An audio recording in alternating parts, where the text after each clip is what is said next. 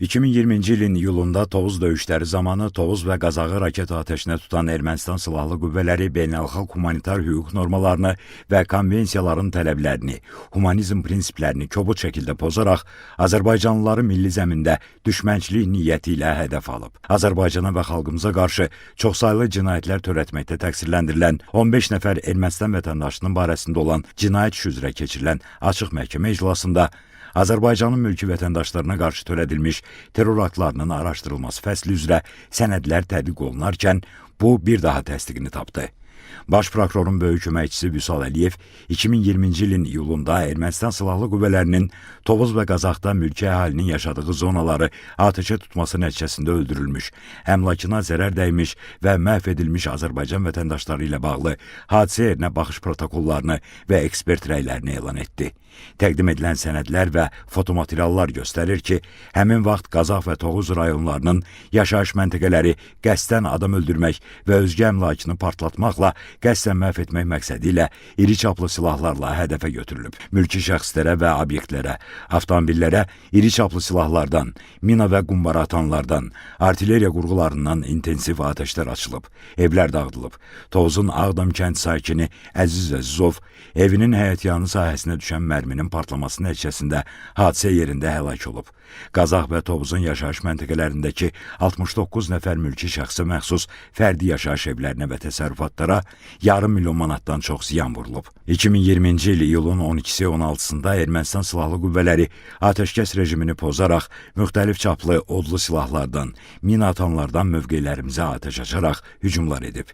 Ermənistanın Azərbaycana təcavüzü nəticəsində ordumuzun 12 hərbi qulluqçusu, o cümlədən general-mayor Polad Həşimov, polkovnik İlqar Mirzəyev şəhid olub. Sonra məhkəmədə 44 günlük Vətən müharibəsi zamanı Ermənistan Silahlı Qüvvələrinin Azərbaycanın mülki obyektlərini atəşə tutması nəticəsində zərər çəkənlər ifadə verdilər. Zərər çəkən Elçin Şirinov dedi ki, 2020-ci ilin oktyabrın 28-də Ermənistan Bərdədəki mülki obyektləri hədəf götürüb. Avtomobillə Bərdə şəhərində olarkən yaxınlığına mərmi düşüb, nəticədə qəlbə xəsarətlər alıb, avtomobili də zədələnib. Ermənistanın mülki obyektləri hədəf alması nəticəsində zərər çəkənlərdən biri də Faiq Kərimovdur. Məhkəmədə ifadə verdi ki, 2020-ci il oktyabrın 28-də yolda təmizlik işləri aparan zaman Bərdə raket atəşinə tutulub. Onun olduğu yerdən 40-50 metr aralı əraziyə raket düşüb. Mərminin qəlpələrinin ətrafa səpələnməsi nəticəsində yaralanıb, çoxsaylı bədən xəsarətləri alıb, bir gözünü itirib. Dedi ki, həmin gün Bərdə qadağan olunan raketlərlə atəşə tutulub. Həm də düşmən əhalinin, mülki insanların çoxluq təşkil etdiyi obyektlərə hədəf alıb. Zərər çəkən Şükür Kərimli Bərdənin Qarayusifli kəndində yaşayır. İfadə verdi ki, 2020-ci il oktyabrın 27-sində kəndə Smerç tipli raketdən zərbələr endirilib. Mərminin yaşadıkları evə düşməsi nəticəsində özü və bacısı Elnurə Kərimova müxtəlif bədən xəsarətləri alıb. Zərər çəkən bildirdi ki, həmin vaxtlar Bərdə bir neçə dəfə atəşə tutulub, rayon sakinləri öldürülüb və yaralanıb. Zərər çəkən Rasim Yaxin 2020-ci ildə Şuşanın azad edilməsi uğrunda gedən döyüşlər zamanı yaralanıb, çoxsaylı bədən xəsarətləri alıb. Zərər çəkən Tural Təbəkküloğlu isə 2020-ci ildə Kəlbəcər istiqamətində gedən döyüşlərdə yaralandığını söylədi. Zərər çəkənlər təqsirləndirilən David Manukyanın və təqsirləndirilən şəxslərin müdafiəçilərinin də suallarını cavablandırdılar. Zərər çəkən Bəxtiyar Kərimov isə 2020-ci il noyabrın 4-də Şuşa yaxınlığında gedən döyüşlər zamanı artilleriya zərbəsi nəticəsində yaralandığını dedi. Zərər çəkən Sərxan Abbasov isə ifadə verdi ki, 2020-ci il sentyabrın 27-sində Ermənistanın təcavüzkar hücumunun qarşısını alarkən Murovdağ istiqamətində düşmənin snayper atəşi nəticəsində yaralanıb. İfadə verdi ki, 6 ay hərbi hospitalda müalicə olunub. Dövlət ittihamçısı Vüsal Abdullayevin sualına cavabda zərər çəkən dedi ki, düşmənin hədəf götürdüyü yaşayış məntəqələri hərbi hissələrdən çox uzaqda yerləşib. Düşmən həmin vaxt yüksəklikdən ordumuzun təminat məntəqələrini görsə də hədəfi mülki obyektlərə yönəldib.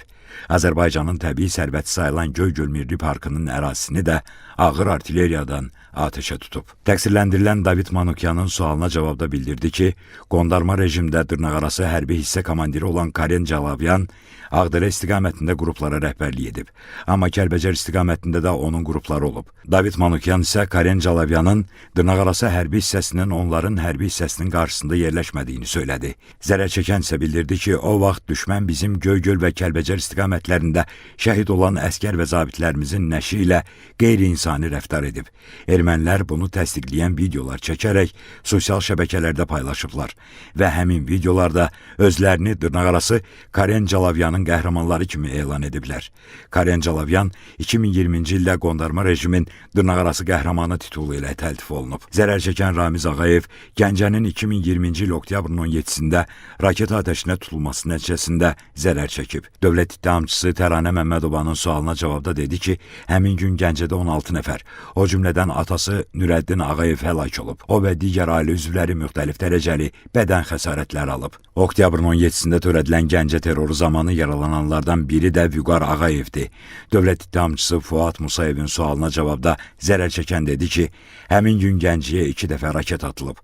Hadisə zamanı babası şəhid olub. Zərər çəkən Şiraz Həsənov Füzulinin Alxanbəyli kəndində anadan olub.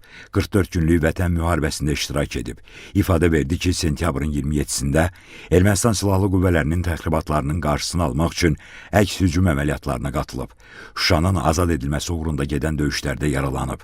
Zərər çəkən təqsirləndirilən şəxslərin müdafiəçilərinin də suallarını cavablandırdı.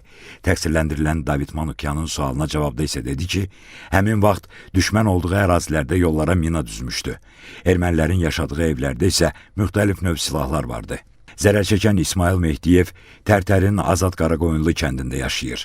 Baş prokurorun xüsusi tapşırıqlar üzrə köməkçisi Tuqay Rəhimlinin sualına cavabda dedi ki, 2020-ci il sentyabrın 30-da kəndə atılan raket mərmisinin qəlpəsindən yaralanıb. İfadə verdi ki, həmin vaxt onun yaşadığı kənd və Tərtərin digər yaşayış məntəqələri intensiv atəşə tutulub. Zərər çəkən Mais Mirzəyev 44 günlük müharibə zamanı Hadrutda yaralanıb. İfadə verdi ki, döyüş yolu Füzulidən başlayıb və Cəbrayılda davam edib. Həmin vaxt mövqelərimiz düşmənin artilleriya hücumuna məruz qalıb. Təqsirləndirilən David Manukyanın sualına cavabda zərər çəkən dedi ki, 2020-ci il sentyabrın 27-sində düşmənin hücumunun qarşısını alıb, əks həmliyə keçiblər. İclasda zərər çəkənlər təqsirləndirilən şəxslərin, onların müdafiəçilərinin suallarını da cavablandırdılar. Zərər çəkənlərin barəsində olan məhkəmə tibbi ekspertiza rəyləri elan olundu. Sonra Baş Prokurorluğun Dövlət İttihamının Müdafiəsi üzrə İdarəsinin şöbə rəisi Nəsir Bayramov 2020-ci il oktyabrın 4-dən 18-nə dək olan müddətdə Gəncəyə atılmış raket nəticəsində mülki şəxslərin qəsdən öldürülməsi, mülki infrastruktura ciddi ziyan vurulması və digər xüsusatlar üzrə cinayət işi materiallarında olan bəzi sənədləri təqdim etdi.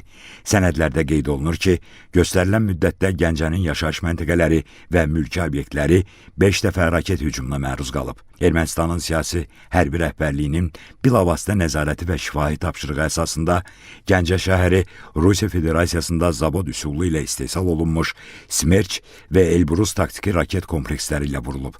Nəticədə 26 mülki şəxs qəsdən öldürülüb, 175 nəfər mülki şəxsə qəsdən müxtəlif xəsarətlər yetirilib. Ümumilikdə dövlət mülkiyyətinə, fiziki və hüquqi şəxslərə xüsusilə külli miqdarda ziyan vurulub.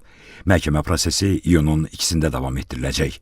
Bakı Hərbi Məhkəməsində hakimlər Zeynal Ağayevin sədrliyi, Camal Ramazanov və Anar Rızayevdən ibarət tərkibdə keçirilən məhkəmə iclasında zərər çəkmiş şəxslərin bir qismi, onların hüquqi varisləri və nümayəndələri də iştirak edirlər. Qeyd edək ki, Ermənistan dövlətinin, onun dövlət qurumlarının vəzifəli şəxslərinin, hərbi qüvvələrinin və qanunsuz silahlı birləşmələrin bilavasitə rəhbərliyi və iştirakı, şifahi yazılı qaydada verdiyi tapşırıq, göstəriş və təlimatları, maddi, texniki, şəxsi heyətlə verdiyi dəstəyi, mərkəzi qaydada idarəçiliyi əsasında, eləcə də ciddi nəzarət altında Azərbaycan ərazisində daxili və beynəlxalq hüquq normalarına zidd şəkildə Azərbaycana hərbi təcavüz etmək məqsədi ilə yaradılmış, həmçinin Robert Köçəryan, Serj Sarkisyan, Vazgen Manukyan, Vazgen Sarkisyan, Samvel Babayan, Vitali Balasanyan, Zori Balayan, Seyran Ohanyan, Arşavir Qaramyan, Monte Melkanyan və digərlərinin rəhbərliyi, bilavasitə və dolayı iştirakları ilə Ermənistan dövləti, o cümlədən sözgedən cinayətkar birlik tərəfindən aparılan